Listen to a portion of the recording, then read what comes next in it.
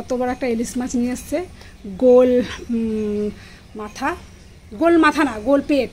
এই গোল পেট হলে মাছটা খেতে ভালো হবে। কতটা ওজন হয়েছে গো মাছটা? একটু ডিম হয়ে গেছে, অবশ্যই একটু ডিম হয়ে গেছে। তো চলো চলো কেটে নিয়ে আসছি, চলো চলো। এই যে গাবলা, চলো এই যে মাছ ফাঁকি দিলে হবে না, কাটটা দাও, এ নাও কাটো। শোনো, মাছটা যদি ভালো না হয় এর পরের দিন হাফ পয়সা দিয়ে আরেকটা ইলিশ নেবো। এটা কিন্তু মানে ইয়ে হয়ে রইলো, রেকর্ড হয়ে রইলো। পচা হলে আমার এই যে মাছটা দেখো কাটা হচ্ছে। আমি বলতে চাইছিলাম একটা ইয়ং মেয়ের শরীর আর একটা বিবাহিত শরীর, বাচ্চা হওয়ার শরীর, সেই দুটো কি এক হয়? এর ইমিউনিটি পাহাড় যে জোর জোর আর ওর জোর আলাদা না। এই ডিমওয়ালা মাছ আর এই ডিম ছাড়া মাছ এক কোনোদিন হয়? ডিম ছাড়া মাছই ভালো হবে, ওর টেস্ট বেশি, ওর সম্পূর্ণ শরীরে পাচ্ছে। আর এর তো ডিমে সব নিয়ে নিচ্ছে, তাহলে মাছের স্বাদ থাকবে কোথায়? এগুলো ভাজা খেতে ভালো লাগে জানো জামাই, গরম ভাতে দারুণ লাগে এই ডিমওয়ালা মাছ ভাজা খেতে, এই পেটিগুলো। চলো তাহলে মাছটা কাটা হয়ে গেল। এই যে চলো, মাছগুলো এখন আমি ধুয়ে লবণ হলুদ মাখিয়ে তারপর নিয়ে যাবো মায়ের কাছে। মাছটা একদম লবণ হলুদ মাখিয়ে কমপ্লিট। এখন একটা কাজে যাবো, চলো আমার সাথে।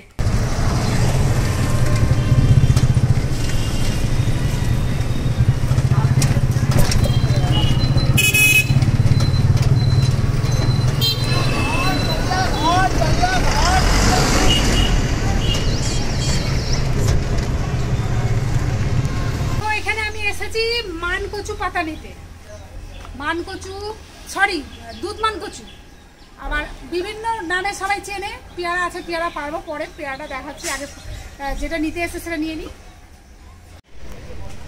এইটা হচ্ছে দুধ মানকচু গাছ, কে কি নামে চেনে জানি না। আমি এখান থেকে একটা কচি পাতা দেখো, এই যে এটা নিয়ে নেবো। এই যে বাবা পড়ে না যাই গো, বাবা এই যে এই দুটোতে আমার হয়ে যাবে। দেখো একদম কচি কচি দেখে পাতা নিয়ে নিয়েছি। এই দুটো দিয়ে ইলিশ মাছ দিয়ে রান্না করব। চলো, ইলিশ মাছের পাতুরি হবে আজকে। এখন ইলিশ মাছ কিভাবে কচু পাতার ভাপা হচ্ছে সেটা একটু দেখাচ্ছি। চলো মশলাটা দেখো। কাঁচা লঙ্কা, এতগুলো কাঁচা লঙ্কা নিয়েছি। এই লঙ্কাটা এখন আমি বেটে নেবো। দেখো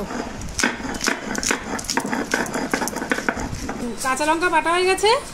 এখন দেবো সর্ষে, এটা হচ্ছে সাদা সরিষা আর এখানে আছে কালো সরিষা, দু রকমই দেবো।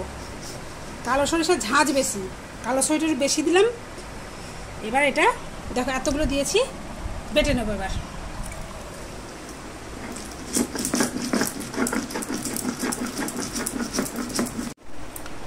মশলাটা বাটা হয়ে গেছে, একটু লবণ দেবো। সর্ষের মধ্যে লবণ আছে, আগে লবণ দিয়ে সর্ষে বেটেছিলাম।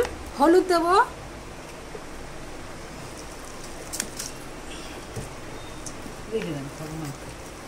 এবারে কড়াইটা নিয়ে নেব। সর্ষের তেল দেবো, এর মধ্যে দিয়ে দিলাম সর্ষের তেলটা। এবার মশলাটা এইখানে দিয়ে মাখবো ভালোভাবে। শিলে মাখার কিন্তু একটা মজা আলাদা, বুঝলে তো। তারপরে কড়াইয়ের মধ্যে আর একটু মেখে নিলাম।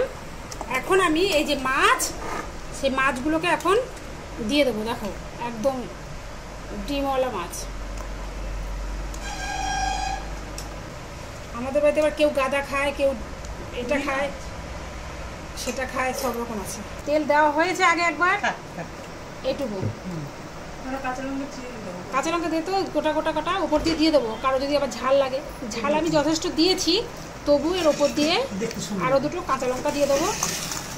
এটাকে সুন্দর করে দেখো মাখিয়ে নিচ্ছি আলতো হাতে, নইলে ডিম আছে তো ডিমগুলো আবার বেরিয়ে যাবে। বেরিয়ে গেছে ডিম, এই যে